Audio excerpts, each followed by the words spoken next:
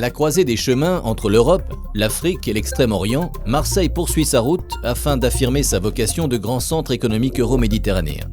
C'est pourquoi Marseille doit continuer à nourrir son potentiel d'attractivité, aujourd'hui soutenu par l'essor de l'économie, de la connaissance et donc de l'innovation. Le vrai défi de l'économie de la connaissance, c'est d'ajouter de l'intelligence dans tous les produits et dans tous les services, notamment sous forme d'innovation. Et l'innovation, elle s'enrichit entre autres de la recherche. Et le grand défi pour une métropole comme Marseille, c'est sans doute de relier plus intelligemment les pôles de recherche publics et privés, mais c'est aussi de libérer les initiatives de sorte qu'il y ait un foisonnement d'innovation, y compris pour renouveler le tissu productif. Une opinion partagée par les entrepreneurs marseillais du secteur de la recherche. Le tertiaire supérieur est un secteur fondamental pour l'économie actuelle et pour l'économie future de Marseille. Ça recouvre des réalités très différentes, mais je suis persuadé que la richesse du tissu universitaire, du tissu scientifique, font que les activités de développement, dites de haute technologie, qu'il s'agisse de la biotech ou d'ailleurs d'autres secteurs d'activité, jouent un rôle absolument clé dans l'émergence de cette économie de la connaissance qui, on peut l'espérer, sera demain au centre de l'activité de la métropole.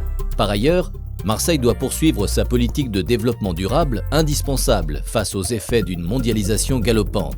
Le développement durable, c'est du développement économique assorti de progrès social et de respect de l'environnement. Il est évident qu'une ville comme Marseille ne peut pas se désintéresser des problèmes de développement social parce que sans développement social, il n'y a pas de développement économique, et ne peut pas non plus se désintéresser des questions d'environnement. D'abord parce que c'est une ville qui est sur le bassin méditerranéen dont l'écosystème est très menacé, y compris par des phénomènes globaux comme le changement climatique.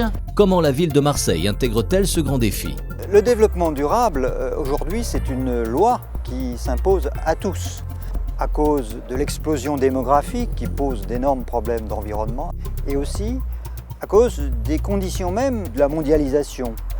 Et à Marseille, depuis 5 ans, le maire a engagé un processus de politique de développement durable sur les 3 bases qui sont le développement économique, l'équilibre social et le respect de l'environnement. C'est ce que nous appelons à Marseille la qualité de vie partagée. Marseille doit se rapprocher des grandes métropoles à l'échelle mondiale pour conserver et surtout accroître son attractivité. Dans les 20 ans qui viennent, c'est une véritable bataille pour se mettre à niveau des grandes métropoles d'1 million d'habitants, de 2 millions au niveau élargi. Il faut savoir que c'est à l'échelle du monde que se joue cette compétition maintenant, pas seulement de l'Europe. Dans le monde, il y a 400 villes d'1 million d'habitants. Aujourd'hui, les décisions d'investissement, elles se font à cette échelle-là. Et il faut avoir cette ouverture et d'esprit et de volonté vers cet horizon nouveau. Il faut aller de l'avant. S'ouvrir vers l'extérieur, c'est aussi s'inspirer de la réussite de ses voisins. Barcelone est évidemment une ville avec laquelle, plutôt que de se regarder en chien de faïence, il me semble qu'il y a des complémentarités à jouer. Il me semble qu'il y a aussi des complémentarités à jouer avec Gênes, et que si Marseille réussissait sur ce qu'on appelait autrefois l'arc méditerranéen à tisser des alliances stratégiques au long cours, elle pourrait être à l'initiative d'un jeu à somme positive.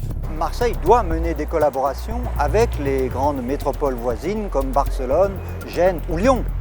Parce que même si on est en concurrence, il faut savoir s'inspirer de leur succès, savoir comprendre comment ils ont réussi à un certain nombre de performances, et puis, en toute hypothèse, aller vers l'autre, aller vers l'extérieur, jouer une partie du match à l'extérieur.